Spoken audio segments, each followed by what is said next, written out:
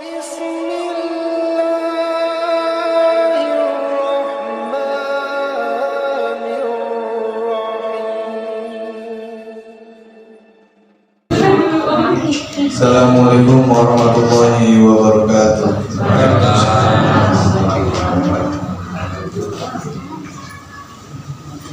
A'udzu billahi minasy syaithanir rajim.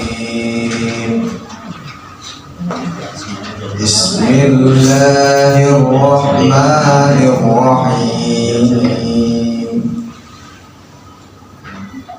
Alhamdulillahillazi anzala ala 'abdihil kitaba wa lam yaj'al lahu 'iwaja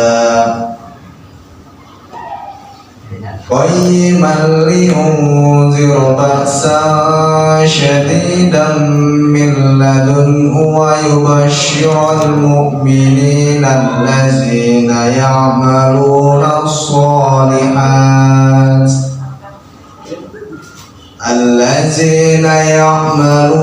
as-solihati anna lahum ajran hasana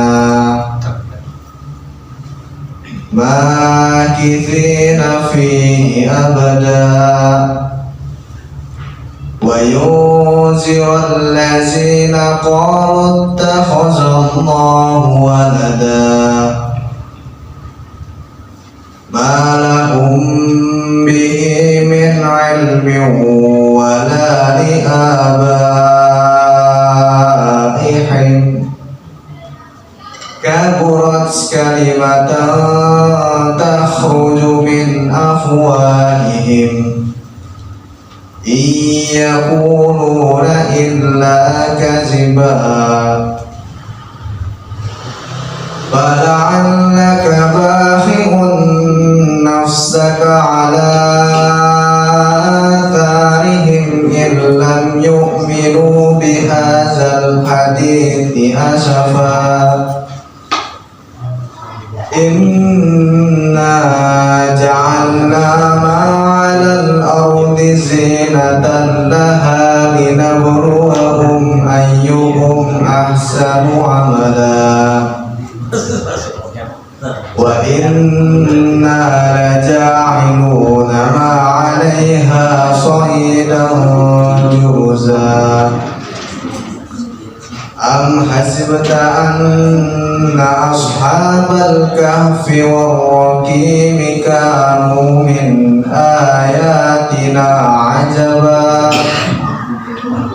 is awal fityatu ilal kahfi faqalu rabbana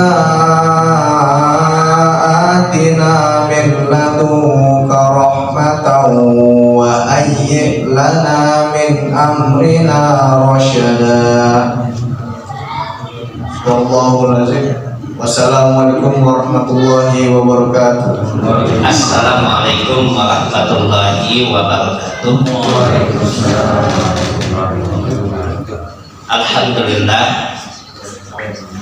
wassalatu wassalamu ala rasulillah man la nabiyya ba'dah, Muhammad ibn Abdullah wa ala alihi wa ashabihi wa man ittaba'a hudahu wa mawalah. Subhanaka la ilma lana illa ma 'allamtana innaka antal alimul hakim. Allahumma anfa'na bima 'allamtana wa 'allimna ma yanfa'una wa zidna 'ilma. Allahumma inna nas'aluka ilman nafi'an wa rizqan thayyiban wa amalan mutaqabbalan. Ikhwatul iman yang dimuliakan Allah Subhanahu wa taala, pertama kita panjatkan rasa syukur kita kepada Allah Subhanahu wa taala pada malam hari ini. Kembali kita bisa dipertemukan oleh Allah Subhanahu wa taala di tempat yang baik, dalam keadaan yang baik, dengan niat yang baik, yang insya Allah ini adalah bagian dari catatan-catatan amal-amal kebaikan yang kita lakukan. Salawat dan salam pada Nabi Muhammad Sallallahu Alaihi Wasallam, keluarganya, para sahabatnya, dan siapa saja yang mengikutinya hingga yaumal qiyamah. Ikhwatul iman yang dimuliakan Allah Subhanahu wa taala, kalau pada pekan yang lalu kita sedikit menyinggung tentang meningkatkan kualitas atau nilai ibadah kita kepada Allah Subhanahu wa taala. Dua pertemuan, dua pekan kita menyinggung permasalahan yang terkait tentang ini, yaitu irtifaq dalam ibadah. Bagaimana pentingnya bagi kita untuk meningkatkan kualitas nilai ibadah kita kepada Allah Subhanahu wa taala. Nah, di antara hal yang terbesar yang kita ketahui bahwasanya untuk dapat meningkatkan nilai kualitas ibadah kita itu adalah dengan ilmu. Dengan ilmu. Dengan meningkatkan keilmuan kita. Keilmuan tentang apa? Yaitu tentang din, tentang agama. Semakin meningkatnya kualitas ilmu kita, maka semakin berkualitas ibadah kita. Kenapa menjadi berkualitas? Karena dengan meningkatnya pengetahuan kita dalam masalah agama, dalam masalah ibadah, dalam masalah akidah, dalam masalah muamalah duniawiyah, dalam masalah akhlak, maka akan muncul melahirkan rasa takut kita kepada Allah Subhanahu wa taala. Sesuatu itu. Innama yahsallaha min ibadihil ulama. Surat apa itu? Surat Al-Quran.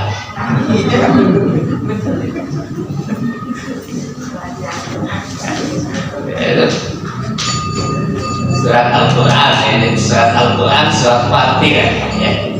Surat Fatir ayat yang ke-28. Di tengah ayatnya Allah sebutkan kepada kita, innama yakhsallaha min ibadihil ulama. Kata Allah Subhanahu wa taala, innama yakhsallah, hanyalah yang takut kepada Allah Subhanahu wa taala. Ini surat Fatir tadi. Innama yakhsallah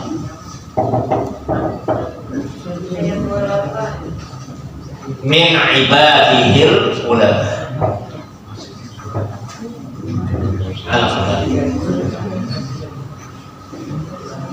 Innama yakhsallaha min ibadihil ulama. Ini ayat Allah. Innama ini dalam bahasa Arab ini disebut dengan harfu hasrin. Harfu hasrin itu apa? Harfu hasr, huruf pembatas.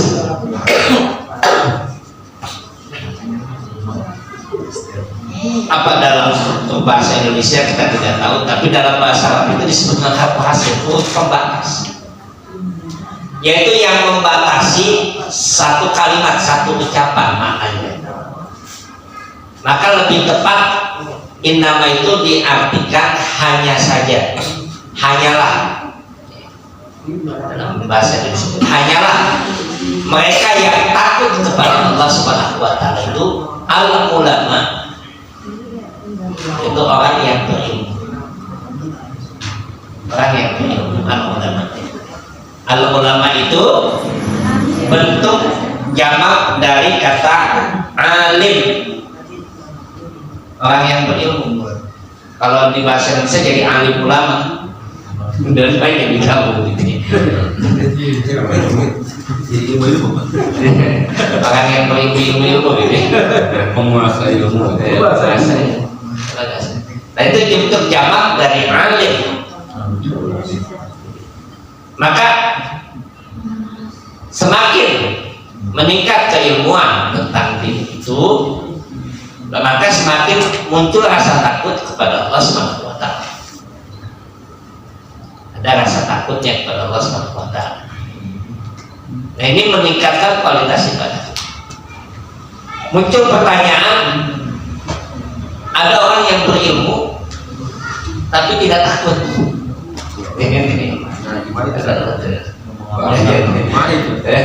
Ada orang yang berilmu alim, tapi tidak melahirkan rasa takutnya kepada Allah Subhanahu wa taala. Kalau dalam teks ayatnya seperti ini, terus ada dalam realitas empirisnya seperti ini, apa jawaban Allah itu?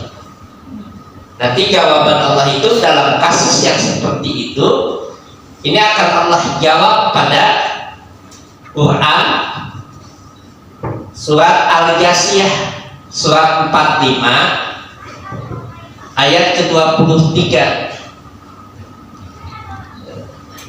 Dalam konteks itu, kalau terjadi ada orang yang alim, berilmu, tapi tidak melahirkan rasa takutnya kepada Allah, tidak beribadah kepada Allah Subhanahu wa taala, Allah jawab dalam surat Al-Jasiyah, apa ra'aita man ittakhadha ilahahu hawa wa adallahu Allahu ala ilmi wa khatama ala sam'ihi wa qalbihi wa ja'ala ala basarihi ghishawah faman yahdihi min ba'dillah.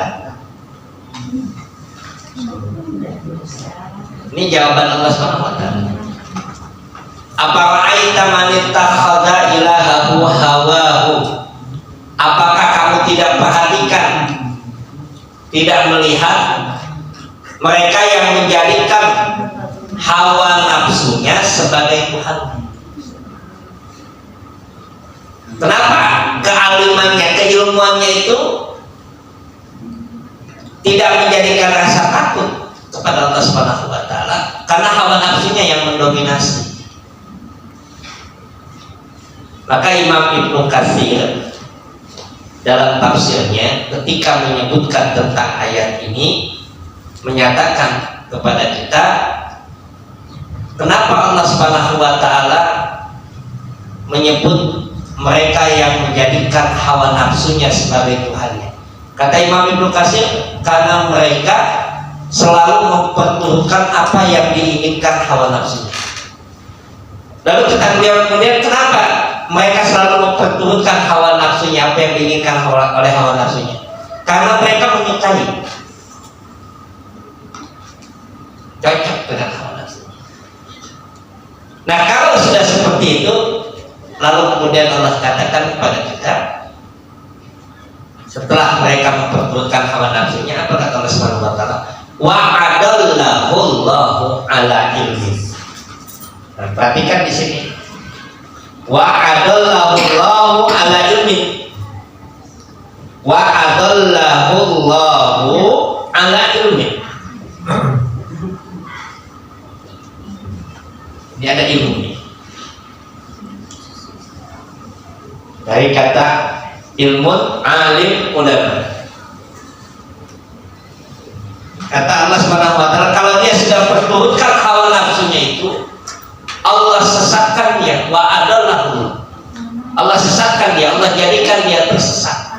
Ala ilmin, di atas ilmu, di atas pengetahuan. Dua makna kata para ulama tafsir.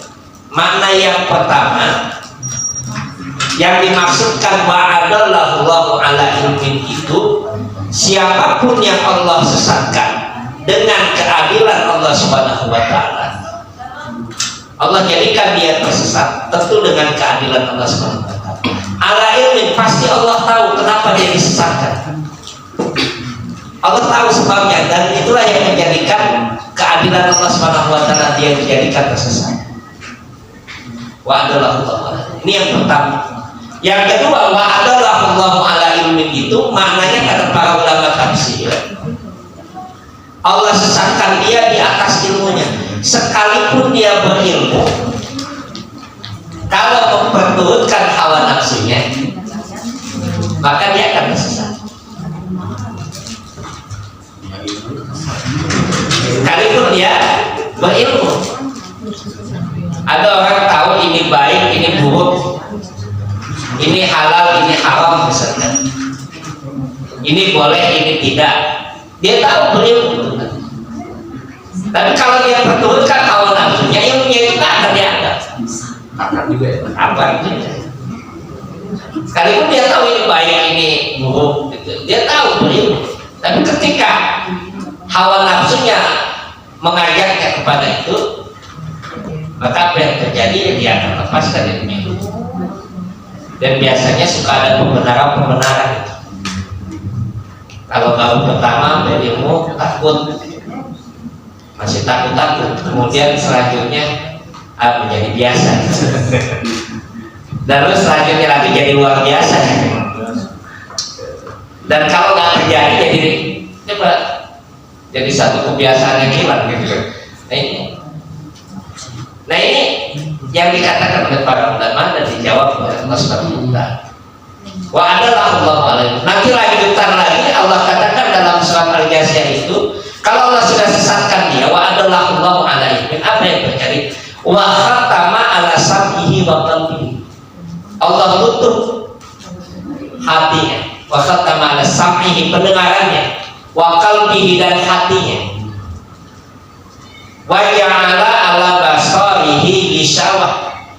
Allah jadikan tutupan pada penglihatannya. Faman yahdihi min ba'dillah, siapa yang bisa memberikan hidayah kalau sudah Allah sesat, sudah Allah lepas. Itu bahayanya memperturutkan hawa nafsu, mempertuangkan hawa nafsu. Kalau sudah terus. Dulu teman-teman yang teman-teman pondok misalkan yang pernah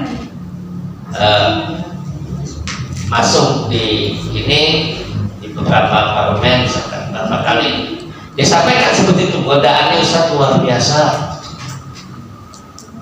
Sebelum kita sidang rapat itu, di meja kita sudah ada itu Ustaz. Itu sampai seperti itu. Dulu kita deg-degan juga Ustaz, tapi lama-kelamaan ya jadi biasa. Biasa. Itu yang seperti itu. Untuk menentukan kebijakan atau keputusan. Nah ini yang disampaikan oleh Rasul. Maka begitulah pentingnya ilmu tadi.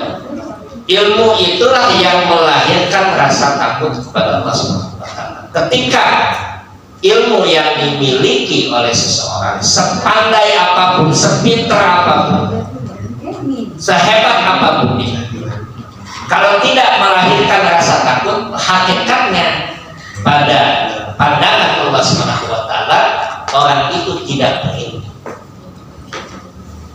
Maka perhatikan dalam surat At-Taubah nanti, ketika seseorang yang jatuh dalam perbuatan dosa itu, apa yang Allah sebutkan kepada kita? Bahwa dia berada di atas kebodohan. Ketika jatuh dalam perbuatan dosa atau maksiat itu, dia berada dalam kebodohan. Allah sampaikan seperti itu. Innamat taubatu lilladzina ya'maluna su'a bi jahalatin. Surat At-Taubah ayat 1 sampai habis. Hanya biru. Ayat 1 sampai habis berarti cari sendiri itu. Surat At-Taubah ayat berapa? Nabil bijahalatin sumayatubuna min qarib. Kata Allah Subhanahu wa taala, innamat taubatu lil ladzina ya'maluna su'. Itu dalam surat An-Nisa ya. Surat An-Nisa ayat 17. Innamat taubatu lil ladzina ya'maluna su' bijahalatin. An-Nisa ayat 17. Sumayatubuna min qarib fa'ulaika yatubullahu alaihim wa kana Allahu aliman hakim. Dalam surat At-Taubah surat An-Nisa ayat 17. Innamat taubat, hanyalah taubat itu bagi siapa? Di sisi Allah. Innamat taubatu lillah alallahi lilladzina ya'maluna su', bagi mereka yang melakukan kesalahan, kejahatan bijahalatin, karena kejahilan, kebodohan. Maka dari sini nanti ikhwatul iman yang dikatakan Allah Subhanahu wa taala, bangsa Arab sebelum diutus Islam itu disebut bangsa jahil, bukan bodoh intelektual. Jadi kalau bangsa Arab dulu sebelum datangnya Islam itu disebut masa jahiliyah, itu bukan bodoh, akalnya bukan. Orang-orang jahiliyah dahulu itu sangat luar biasa kemampuan daya hafal. Mereka bisa hafal puluhan ilmu syair, hafal nasab yang luar biasa, dan punya sifat keberanian yang sangat luar biasa, punya banyak sifat terpuji yang sangat luar biasa, solidaritas. Tapi kenapa dia disebut bijahalatin? Karena dia lepas dari hidayah. Ya malu nasibnya.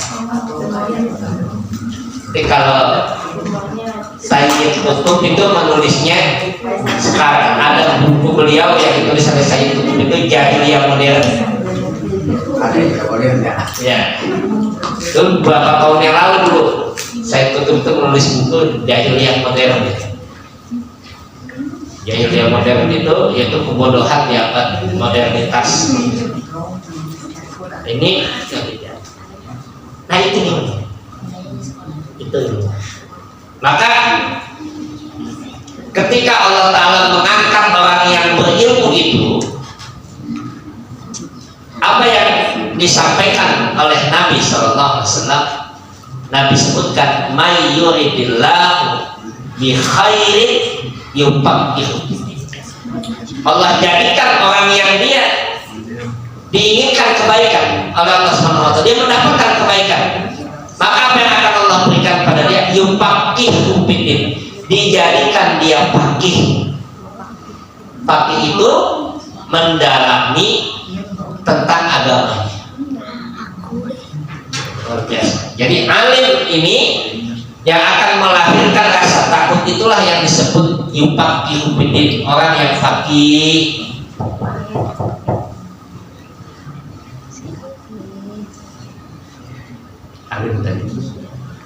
Jadi karena ilmunya tadi mendatangkan rasa takutnya kepada Allah Subhanahu wa taala. Karena kepakihannya. Fakihnya dia dalam hal itu, dalam hal ilmu agama. Dan kalau sudah seperti itu, Allah berikan dia kebaikan. Nah, ini meningkat nilai kualitas ibadahnya dengan ilmu tadi.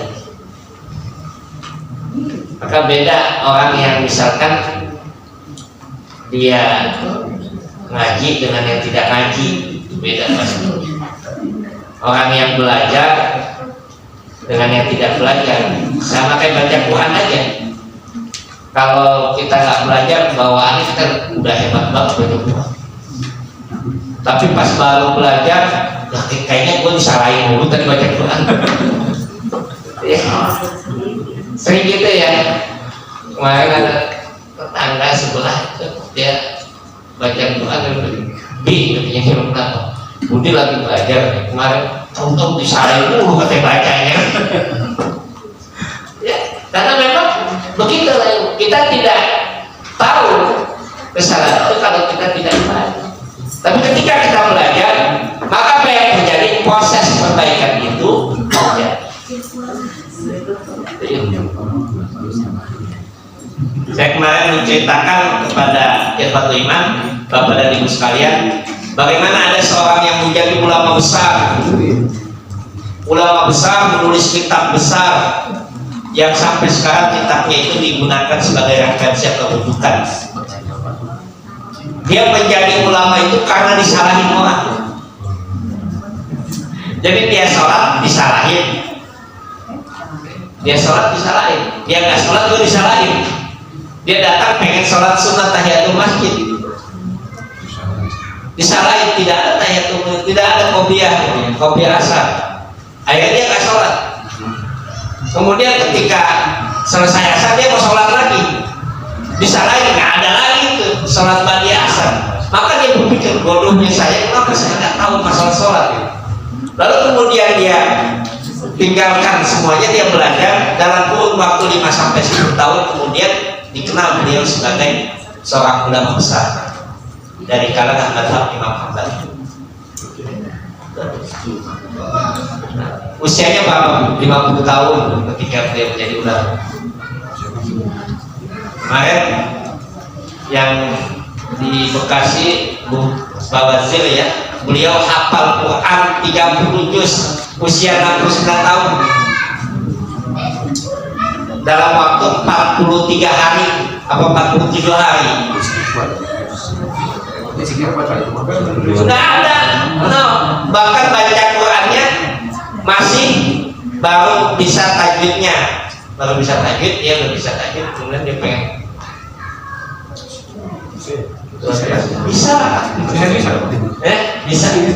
bisa asal mau dikarantina saja ya, 40 hari itu selesai gitu. Dikarantina, tidak boleh pakai HP ya, tidak nonton TV, pokoknya sudah urusannya duduk adanya 40 hari insya Allah ada hasil. Saya yang isi saya dulu. Gitu ya. Sudah diizinin katanya. Oh, ini. Nah yang luar biasa lagi, ikhwatul iman yang dilakukan Allah Subhanahu wa taala. Dengan keilmuan ini, maka apa yang terjadi? Semakin meningkat keikhlasan dalam beramal. Gitu loh ya, model gitu. Jadi dengan ilmu ini yang sangat luar biasa, dengan pengetahuan keilmuan itu, dia tahu tentang ilmu agama, dia tahu tentang ibadahnya, bagaimana beribadah pada Allah Subhanahu wa taala. Apa yang terjadi? Semakin meningkat nilai keikhlasannya dalam beramal. Bukan hanya mencontoh Nabi Sallallahu Alaihi Wasallam, karena ada 2 syarat nanti kan dalam amal itu diterima oleh Allah Subhanahu wa taala. Yang pertama ikhlas, yang kedua mencontoh Nabi. Bagaimana kita bisa mencontoh Nabi Sallallahu Alaihi Wasallam? Tentu dengan apa? Dengan ilmu. Nggak mungkin kita bisa mencontoh Nabi kalau tidak tahu ilmunya. Bagaimana Nabi salat? Kata Nabi Sallallahu Alaihi Wasallam, "Sallu kama ra'aitumuni usolli." Salatlah kalian sebagaimana kalian lihat aku salat. Bagaimana kita melihat Nabi salat? Ya.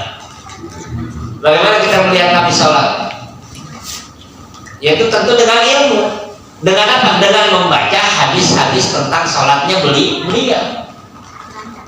Kita baca hadis-hadis. Jadi kita baca hadis salat beliau. Bagaimana Nabi SAW tidak qama bila salat. Kalau Nabi berdiri dalam salat, maka dia istiqbalal kiblat, beliau menghadap kiblat. Oh, berarti salat itu harus menghadap kiblat. Kemudian bapak ayadah, dan kemudian beliau mengangkat kedua tangan, payung takbir, lalu kemudian bertakbir. Nah, berarti beliau bertakbir mengangkat. Jadi ini ilmu. Jadi pengetahuan itu tahu persis hadis, mencontoh Nabi itu dengan ilmu. Dan ketika dia mencontoh Nabi SAW dengan ilmu, dengan ilmunya itulah meningkat kualitas keikhlasan. Dia tahu bagaimana kalau amalnya akan batal kalau seandainya tidak ada keikhlasan. Amalnya akan batal, tidak dianggap sebagai amal saleh tanpa keikhlasan. Tanpa keikhlasan tidak dianggap sebagai amal saleh. Surat apa itu? Faman kana yarju liqa'a rabbih falyamal amalan salihan wa la yusyrik bi ibadati rabbih ahada. Surat apa itu, Ibu? Surat Al-Quran. Nah, ini di Al-Quran semua itu suratnya. Ya. Falam yusyrik bi ibadati rabbih ahada, dan tidak akan menyekutukan Allah Subhanahu wa taala sedikit pun. Yusyrik bi ibadati rabbih ahada. Kalau yang banyak dada itu surat apa biasanya? Tadi dibaca oleh qari kita. Al-Kahfi itu dia. Terakhir. Paman kana yang liqa rabbih, barang siapa yang berharap bertemu dengan Tuhannya. Tulis dikatakan apa? Siapa yang ingin bertemu dengan Tuhannya, falyamal amalan salihan, maka hendaklah dia beramal yang saleh. Beramal yang saleh. Wala yusyrik bi ibadati rabbih ahada, dan dia tidak menyekutukan Tuhannya dengan sesuatu apapun. Tidak menyekutukan Tuhannya artinya dia mengikhlaskan dalam ibadah, bukan karena yang lain. Jadi semakin dia beramal saleh tadi dengan keikhlasan, bagaimana caranya? Dia meningkat keikhlasan itu dengan dia tahu. Batal nanti kalau tidak dengan ikhlas, tidak dengan disertai keikhlasan, apa yang terjadi? Semua amalnya sia-sia. Di surat apa itu? Saya ingin tanya itu, yang surat apa itu yang Allah sebutkan kepada kita itu, bahwa nanti ada yang ditampakkan amal perbuatannya, lalu kemudian bagaikan debu yang bertebaran. Wa qadimna ila ma amilu min amalin faja'alnahu haba'an mansura. Surat apa?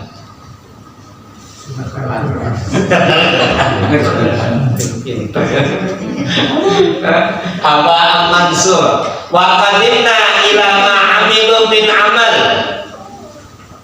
Wa qadimna, kami hadapkan, ila ma amilu min amal, ya apa-apa yang dahulu dia lakukan dari amal-amalnya. Surat Al-Furqan, surat Al-Furqan ayat 23. Wa qadimna ila ma amilu min amal, kami hadapkan amal-amal. Kami hadapkan. Wa qadimna ila ma amilu min amal, dari amal perbuatannya. Faja'alnahu haba'an mansura. Dulu kamu amal ini, dulu kamu amal ini, dulu kamu begini, ditadiakan.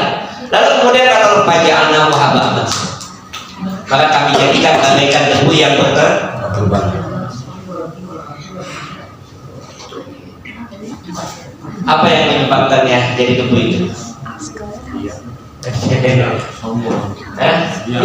Ria, kesombongan, tidak ada nilai keikhlasan, kebanggaan, ujung dengan nauzubillah. Itu semua itu akan sia-sia. Dan itu nanti yang dalam ayat yang lain Allah katakan kepada kita, ada orang yang beramal luar biasa, beramal. Letih dia berpayah dalam beramal, tapi kemudian dia dihadapkan kepada api neraka. Jadi ketika dia dihadapkan kepada amal-amalnya, justru dia dihadapkan pada api neraka, bukan pada hasil yang baik, yaitu surga Allah Subhanahu wa taala. Tasla naran hamiyah, tasla naran hamiyah tusqa min ainin aniyah. Surat apa itu?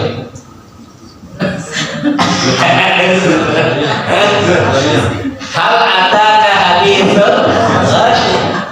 Wujuhun yaumaidin khasiyah. Ini saya lagi sambil remedial lagi.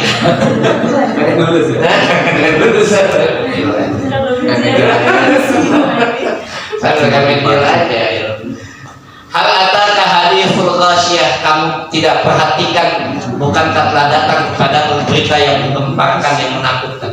Hal ataka hadithul ghasyiyah. Wujuhun yaumaidin khasiyah. Hari itu wajah-wajah mereka dalam ketakutan.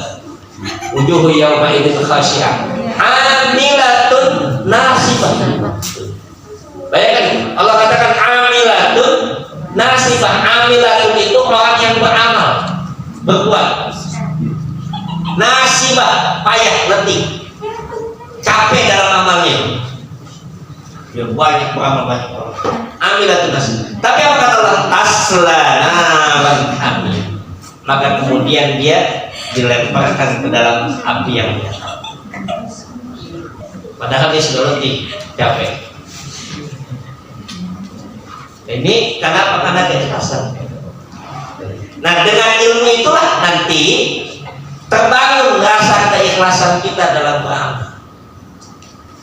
Kemarin kita tahu apa yang dikatakan oleh Ali bin Abi Thalib, itu ada 3 ya. Indikator amal itu. Indikator ikhlas dalam beramal. Siapa yang bisa ingat? Ada 3 itu. Ada 3 indikator. Yang bisa menyebutkan dapat hadiah umroh. Digambar sampai dulu sampai. Nanti saya minta sama ketua ranting aja. Hadiahnya itu ya. Yang saja ini. Ada 3 indikator keikhlasan itu. Yang pertama itu apa? Dan tidak bangga dengan pujian, tidak takut dengan celaan, tidak takut dia dicela, dikatakan apapun ya. EGP saja bang gue pikirin gitu. Yang penting selama Allah ridha, tidak mendatangkan murka Allah, dia akan terus beramal dan terus beramal walaupun dalam keramaian dan kesendirian. Maka nanti bangunan keikhlasan itu dengan keilmuan tadi itu, di antara amal-amal yang akan melahirkan nilai keikhlasan itu adalah melakukan amal secara sembunyi, tidak diketahui. Itu di antara latihan-latihan di dalam mengikhlaskan diri. Apa diantaranya salat malam? Apa diantaranya saum? Tidak ada yang tahu. Apa diantaranya infak, sedekah yang tidak diketahui oleh orang lain? Walaupun nanti boleh, kadang-kadang ada hal yang dibutuhkan untuk diketahui oleh orang lain. Tapi untuk melatih keikhlasan itu apa? Dia menyembunyikan amal-amal. Saya ceritakan ada 2 kisah yang menarik. Misalkan Ali Zainal Abidin. Ali Zainal Abidin. Ali Zainal Abidin ini adalah anak atau cicit ya, dari Ali bin Abi Thalib. Ali Zainal Abidin. Ali Zainal Abidin itu ketika dia menjadi penguasa, tidak ada yang tahu amal yang dia lakukan. Dia biasa saja. Dia tidak pakai pencitraan. Itu Ali Zainal Abidin, tidak pakai pencitraan, biasa saja. Tapi ketika dia wafat, gemparlah seluruh kota. Kenapa? Karena tidak ada lagi orang yang biasa meletakkan makanan di rumah orang miskin. Jadi ternyata Ali Zainal Abidin itu punya kebiasaan setiap malam itu dia datang ke gudang makanannya, lalu kemudian dia antarkan ke orang miskin di pintu rumahnya. Dan dia panggul sendirian, sehingga yang memandikan jenazah beliau itu melihat bekas memar di punggung sebelah kanan beliau. Kata pemandi jenazahnya itu, tidak akan ada orang yang seperti ini kecuali orang yang biasa memanggul barang-barang baru. Itu Ali Zainal Abidin. Lalu kemudian setelah itu Kata orang miskin, sejak wafatnya Ali Zainal Abidin tidak ada lagi saya membuka pintu di pagi hari ada gandum yang ada di depan pintu saya. Maka kemudian didugalah bahwa itulah amal yang tersembunyi yang dilakukan. Itulah. Jadi tidak pakai pencitraan gitu. Apalagi sampai masuk dorong-dorong. Nah, ya itu. Itulah ya. Ini Ali Zainal. Ada lagi seorang ulama besar ketika akan didatangi, dikunjungi oleh seorang penguasa, dan di zaman itu, yaitu di zaman ulama itu hidup, kalau seandainya seorang ulama itu pantang atau dianggap buruk kalau seandainya dia makan dan minum di pinggir jalan di zaman ini. Jadi ulama tersebut didatangi, tersiar kabar bahwa ada penguasa, pemimpin yang akan mendatangi ulama tadi.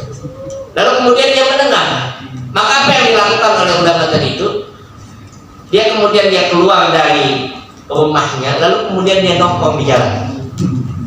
Sampai kemudian lewatlah penguasa itu datang ke rumah, mana ulama yang dikenal di kalangan umat ini. Maka ditunjuklah orang itu dia. Maka kata penguasa itu, dia bukan ulama, dia nongkrong di tengah jalan. Kemudian pergilah di ulama itu. Lalu setelah dia pergi, alhamdulillah saya tidak bertemu dengan dia. Menunjukkan amal ya. Nah ini keikhlasan. Jadi terbangun keikhlasan itu dengan amalan-amalan yang prioritas, yang utama.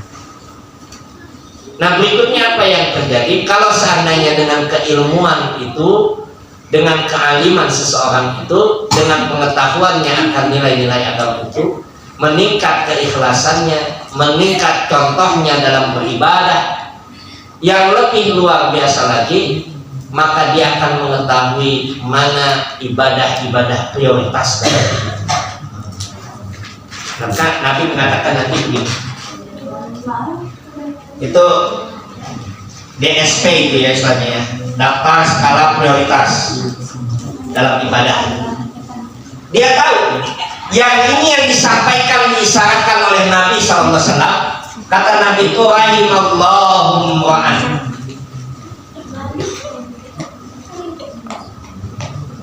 Nabi sampaikan Allah merahmati, memberikan kasih sayang imra'an kepada seseorang arafa qadra nafsi, yang dia tahu kadar dirinya, kapasitas dirinya. Jadi Allah akan memberikan rahmat kepada seseorang yang dia tahu kadar kemampuan dirinya. Jadi dia tahu kadar dirinya, itu akan Allah berikan rahmat. Apa maksudnya? Kata para ulama hadis ketika menyebutkan hadis ini, bahwa orang yang Allah berikan rahmat bagi mereka yang mengetahui kadar kemampuan dirinya, dia tahu mana yang pas untuk menjadi ibadah-ibadah yang akan dia prioritaskan selain daripada ibadah yang wajib. Yang puasa sunnah kayaknya gak kuat, saya jangan pilih puasa sunnah. Tapi kalau sholat malam saya kuat. Jangankan 11 rakaat, mungkin 61 rakaat saya buat. Kalau dia buat ya. Kalau misalkan, maka jangan dia memilih amal prioritas yang tidak bisa dia lakukan selain dari amalan yang wajib. Kalau amalan yang wajib itu adalah standar minimal kita beramal. Sudah, itu yang dikatakan oleh Imam Al-Ghazali. Kalau amalan yang wajib itu, yang fardu itu, apa kata Imam Ghazali? Waman adda bil faraidhi, barang siapa yang menunaikan yang fardu-fardu, falahu kanzul lissalamati, maka dia punya investasi tabungan untuk selamat dari api neraka. Waman adda bit tatawwu'at, dan siapa yang menyempurnakan dengan menyelesaikan yang fardu, yang tambahan tatawu'at, falahu kanzul darajat, maka dia akan mendapatkan investasi naiknya tingkatan derajatnya di surga. Jadi kalau amalan wajib itu ya sudah standar, sudah KKM gitu ya. Kalau udah sholat udah alhamdulillah, sudah puasa Ramadan alhamdulillah, sudah zakat sudah apa haji sudah, kemudian sudah semua yang untuk Islam itu KKM-nya sudah cukup. Tapi kalau dia mau naik lagi, derajatnya naik, apa yang dia lakukan? Amalan-amalan sunnah. Dan orang yang dia berilmu tadi, dia tahu, dia memilih daftar skala prioritas ibadah yang sanggup dia lakukan. Amalan utama yang dia lakukan. Dan ini semakin meningkat kualitas ibadahnya. Karena tiap orang itu punya kapasitas yang berbeda. Ikhwat iman yang dinyatakan Islam. Tiap orang punya kapasitas amal prioritas yang berbeda. Jadi tidak sama. Tidak sama. Ada orang yang dia kuat untuk belajar, ya, mengkaji. Ada yang kuat untuk dia amal utamanya untuk mengajar. Ada yang dia kuat amal utamanya untuk sedekah. Ada yang dia kuat amal utamanya untuk puasa sunnah. Ada yang kuat dengan zikirnya. Ada yang kuat dengan... Dia cari mana yang prioritas yang dia sanggup. Kira-kira amal utama apa yang bisa saya lakukan. Yang lain tidak dia tinggalkan, tapi dia akan melakukan sebatas yang dia sanggup. Tapi ketika dia punya kesanggupan lebih, maka itu akan dia lakukan dengan maksimal. Itu amal prioritas. Dan itu yang disebutkan dalam hadis Nabi SAW, bahwa nanti dipanggil penghuni surga dengan amalan-amalan yang biasa dia lakukan. Ada orang yang dipanggil dari pintu sedekah, ada yang dipanggil dari pintu saum puasa, ada yang dipanggil dari pintu ilmu, ada yang dipanggil dari pintu apa? Salat malamnya. Itu amalan-amalan utama yang biasa dia lakukan. Ada yang dipanggil dari pintu jihadnya. Jadi ada amalan prioritas yang dia lakukan, bukan amalan wajib, tapi amalan prioritasnya. Dari amalan sunnah tadi dia lakukan mana? Maka dipanggil dia. Jangan-jangan kita nggak ada panggilan. kita kadang-kadang jadi kita masuk surganya itu dari pintu umum, pintu standar ya, tidak pintu khusus gitu ya. Karena ada yang dipanggil dengan kekhususan amal yang dia lakukan. Ketika Abu Bakar mendengar itu, ya Rasulullah, ada orang yang dipanggil dari seluruh pintu itu, artinya dia sanggup melakukan amalan prioritas semuanya itu. Kata Rasulullah, ada, dan aku berharap engkau ya Abu Bakar. Abu Bakar asik. Jadi cari mana DSP kita dalam beramal itu yang sanggup kita lakukan. Karena tiap orang punya kapasitas yang berbeda. Imam Malik rahimahullah, Imam Malik seorang ulama kota Madinah menyampaikan kepada kita, sungguh Allah memberikan kemampuan kepada setiap orang dalam beramal. Prioritasnya amal yang sunnah itu, sebagaimana Allah membagi rezeki pada setiap orang yang berbeda. Jadi ada yang orang yang rezekinya Allah berikan, dia amal untuk sanggup melakukan amal ini. Nah kalau dia tidak punya ilmu, dia tidak tahu. Maka itulah yang Allah berikan rahmat itu, kasih sayang Allah ketika dia mengetahui kadar kemampuan dirinya. Nah selanjutnya apa yang terjadi? Ikhwatul iman, ketika seseorang memiliki kemampuan ilmu tadi, dia bisa mengikhlaskan dirinya, dia bisa mencontoh Nabi, dia tahu daftar skala prioritas yang harus dia lakukan dalam ibadahnya. Lalu kemudian apa yang dia lakukan? Maka yang dia dapatkan nanti, dia akan mudah untuk istiqomah di jalan Allah SWT. Kalau sudah istiqomah itu yang berujung pada apa? Husnul khatimah. Ujungnya itu, innal ladzina qalu rabbuna Allah tsumma istaqamu tatanazzalu 'alaihimul malaikatu alla takhafu wa la tahzanu wa abshiru bil jannati allati kuntum tu'adun. Ujungnya itu husnul khatimah. Yang istiqomah itu ujungnya akan husnul khatimah. Surat apa itu? Surat Fussilat. Dan saya kasih contekan aja lah daripada Langsung ya. Surat Fussilat, surat 41 ayat 30 sampai dengan 32. Innal ladzina qalu rabbunallah. Masih ada yang sama surat Hud ayat 11 sampai 13. Innal ladzina qalu rabbunallah, sungguh orang yang mengatakan Tuhan kami Allah, yaitu beriman, bertauhid, berakidah yang lurus. Sumastaqamu, lalu kemudian dia istiqomah, komitmen, konsisten. Tatanazzalu alaihimul malaikatu, akan turun kepadanya para malaikat. Allah takhafu, mengatakan jangan kamu takut, jangan kamu cemas, berbahagialah dengan surga yang dijanjikan. Kapan itu terjadi? Ketika dia berada dalam 3 keadaan. Yang pertama surat tadi apa, surat apa? Fussilat 41. Ya, surat 41. Kata Allah kemudian, jangan kamu takut, jangan kamu cemas. Malaikat itu mengatakan jangan, bergembiralah dengan surga yang dijanjikan. Kapan itu terjadi? Malaikat itu datang pertama ketika dia berada dalam sakratul maut. Sudah. Dalam ketakutan yang luar biasa datang malaikat, udah jangan takut, jangan cemas, bahagia kamu dengan surga. Lalu kemudian yang kedua, ketika dibangkitkan dari kubur,